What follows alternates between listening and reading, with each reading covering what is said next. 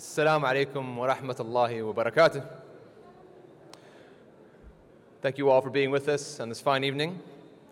Your Excellency, Mr. Abdullah Saleh, Undersecretary of the Foreign Trade Sector at the UAE Ministry of Economy.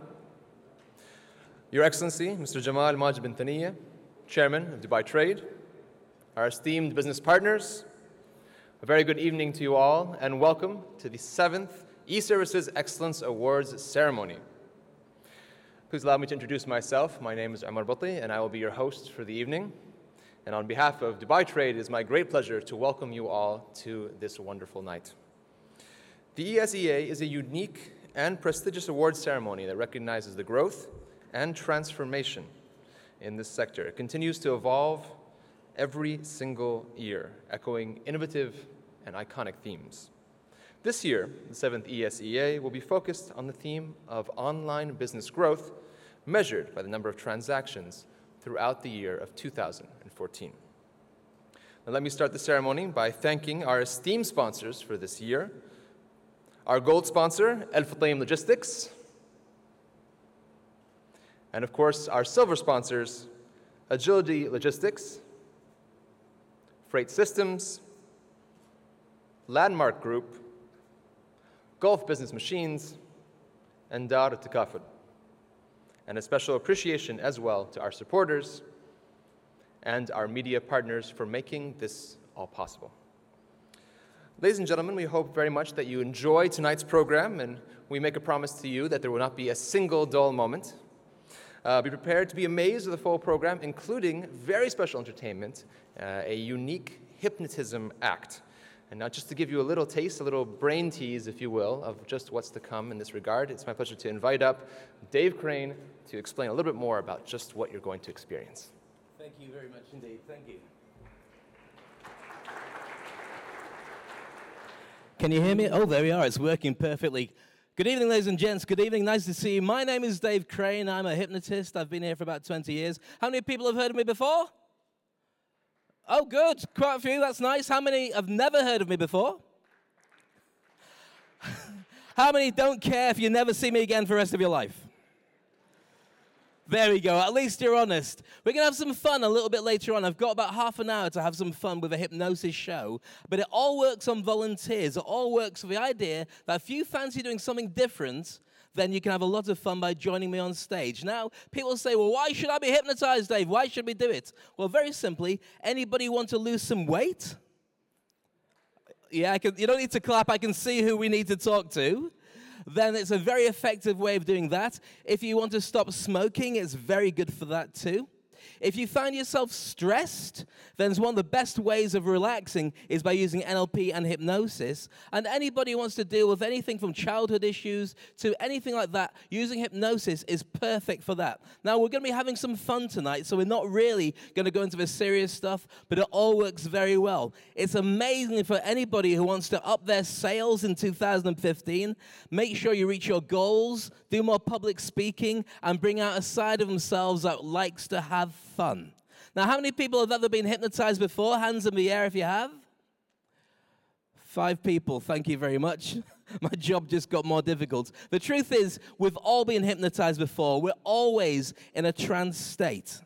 So whenever you're driving and you get home without thinking about the journey, or whenever you're listening to music or daydreaming, you naturally go into hypnosis.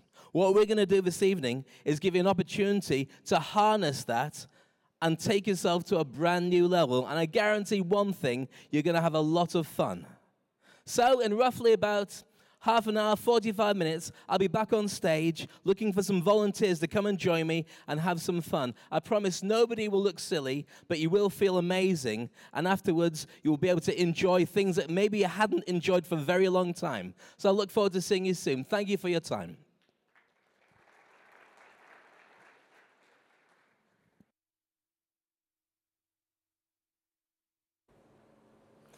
Thank you very much, Dave. As you mentioned, he needs you to be the stars of the show a little bit later, so don't panic, but he's going to call on some of you to come on up. Now, we hope that you all dropped your business cards in at the registration desk. There's a bowl out there. This is for a very special raffle draw that we're holding at the end of the evening. Obviously, it's an awards ceremony. We want everyone to feel like a winner, so we're giving away prizes as well. If you haven't, though, don't worry. We'll be passing the crystal ball around, and you can make sure to get your business card in there so you get a chance to win in this evening's raffle draw. Now, just before we kick things off, let's take a quick look at this video that will explain Dubai trade in a nutshell. Have you ever wondered how the goods on store shelves ever got there? You may be surprised to know that it involved a detailed and complex process, with hundreds of people working together across countries, companies, and government organizations. And that all started with a buyer, known as the consignee or importer, placing an order for goods from an overseas seller, known as the consignor or exporter. The exporter processes the order and packs the goods into a shipping container before sending the shipping documents to the importer to claim the cargo in Dubai.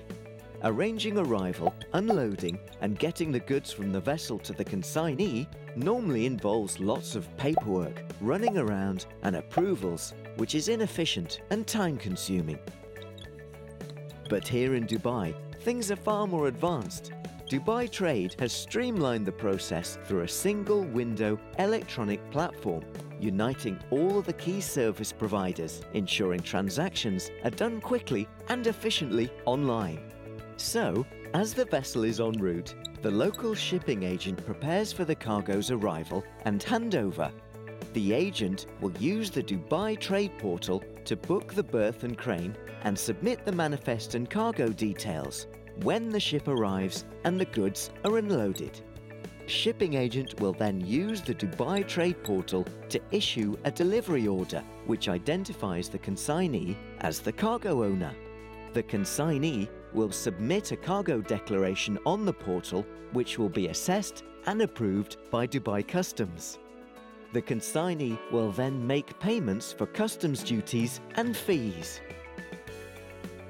In a few clicks, the consignee can also pay port dues through Rasoom, Dubai Trade's e-payment gateway, and nominate a haulier to collect the goods from the port. If an inspection is required, the consignee can book an appointment through the Dubai Trade portal.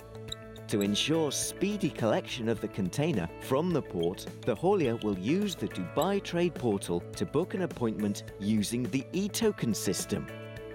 Once the haulier arrives at the port, automated gates will guide the truck to the container location. When the container is loaded on the truck, the haulier can proceed to the consignee warehouse. At the warehouse, the container is unpacked and the goods distributed, eventually being placed on the shelf you're looking at. Dubai Trade, transforming the end-to-end supply chain.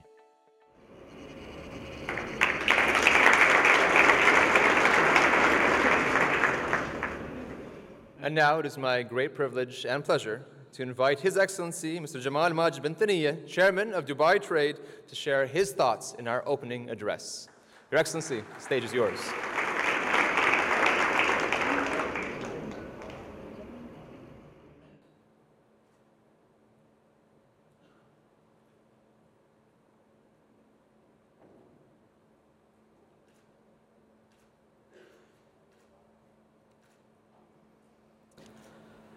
Your Excellencies, His Excellency Abdullah Saleh, ladies and gentlemen, good evening. It gives me a great pleasure to be with you here this evening, to be part of this distinguished community, the community that influencing the trade in the region.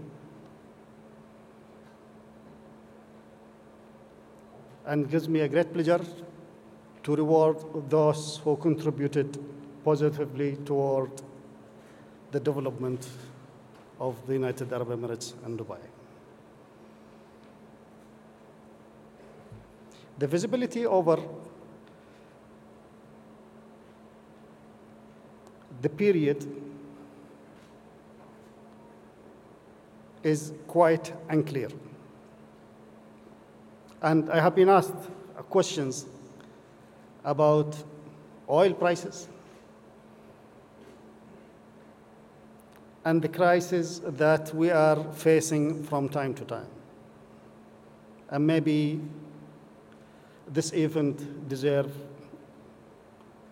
that I should shed some light on my thoughts on the impact of the oil prices, the impact of the geopolitical and the strong headwind that we are facing. However, if we look back to the last 20 years and evaluate the geopolitical impact on the trade and the global crisis, either tragic, such as the 9/11 or whatever, but we will not find a logic relationship between the geopolitical and the trade. Yesterday, there was a distinguished event, which is the government summit. And His Highness General Sheikh Mohammed bin Zayed Al Nahyan has shed some light on the next 50 years and how energy and the United Arab Emirates will shape up and will stand for the challenges. Whatever we do in our life, either in personal life, business life, or in a country, we are often faced with certain problems, we are faced with certain challenges. Either we do the business in Dubai, United Arab Emirates, Africa, or elsewhere. Challenges will always be there. We, however, have set the stage for a modern platform here in Dubai. Dubai trade is a symbol of a modern and efficient trade platform.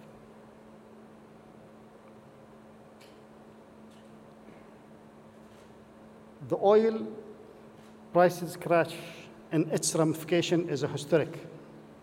If you go back to early millennium, to the year 2000, the prices of the oil prices at that time, it was 20. And it has started to pick up sharply, which was consistent with the boom time until it stabilized above 150. And if you take a view for the last 15 years with the development at a global level or in Dubai, the world which we have seen is totally different than the world today. And I keep telling some of my colleagues that the same period between 2000 and 2007, it is exactly the same period between 2008 and 2015. But if you look what happened to Dubai and the United Arab Emirates between 2000 and 2007 and from 2007 and 2015.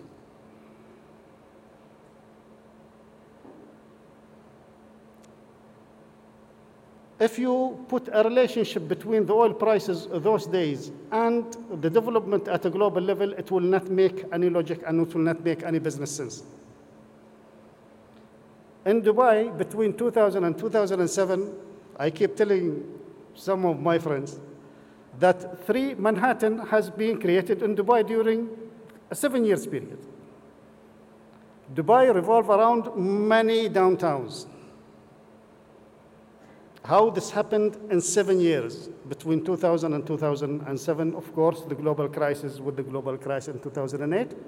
We are not immune to it because Dubai United Arab Emirates is a member of the international financial community. And of course, we will be impacted by any crash or any slowdown in the inflow of cash into our country. But if you take a view about the trade and the future development in the region, it is one world community. And post-2008, it was only one dip. It was in the year 2009, and the trade started to pick up since then. And for this reason, I would like to share some numbers with you just to give the trading community a degree of comfort of doing business in this region. To give you an example of The imports in 2007, and I will talk about the UAE non-oil trade, direct, indirect trade. In 2007, the import value, it was 388 billion dirhams. By the year 2013, it doubled to 685 billion. So I took one number pre-crisis and compared it with a number post-crisis. And the number consistent with the export in 2007 of 36 billion in the year 2007 versus 148 billion in 2013. The total trade, which will include import, export, re-export, in 2007 was 553 versus 1,065 billion in 2013. And ladies and gentlemen, this gives you an example about the growth that has been sustained since the crisis. The global trade will continue to grow, and the development in the region will continue to grow despite the geopolitical that we are faced with in this region here. Is this something that we should worry about? No. It is something that